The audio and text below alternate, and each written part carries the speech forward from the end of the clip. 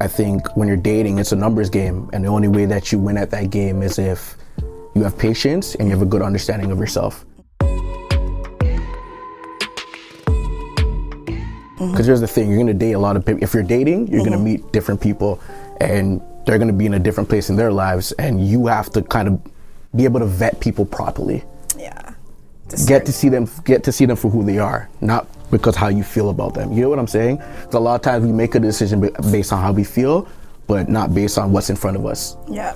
So take the time to get to know someone.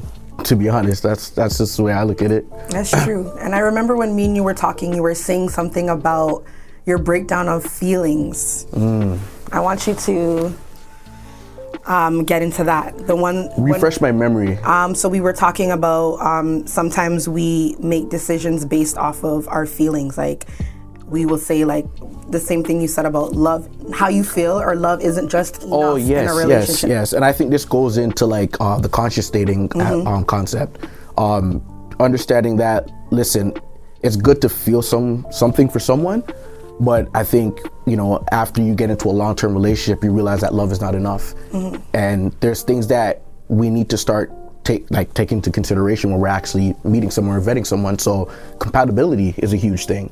Yeah. Right? Compatibility is huge. And I think that, so there's an emotional aspect of love and there's a logical aspect of love. And I think compatibility is the logical aspect of love. And a lot of times we're not really thinking of, what do I want? And what can the other person bring to the table? And it doesn't have to be finances, you know what I mean? Like emotional stability. Compassion, insight. Yep. Right? There's so much other things that we don't consider, but you know, once we have that feeling for someone, we kind of just like, you know, I like this person, I love this person, I want to be with this person, and blah, blah, blah. You want to start a life with this person, and sometimes you fall too deep. You end up making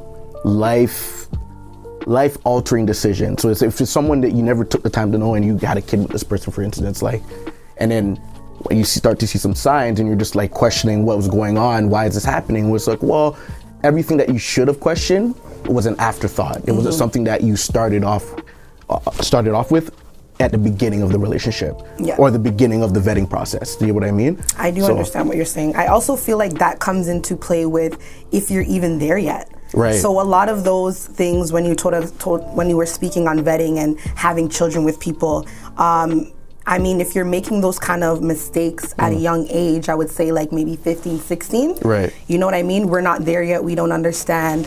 We don't take into consideration how somebody else was raised in their household, how I was raised in the household, coming together.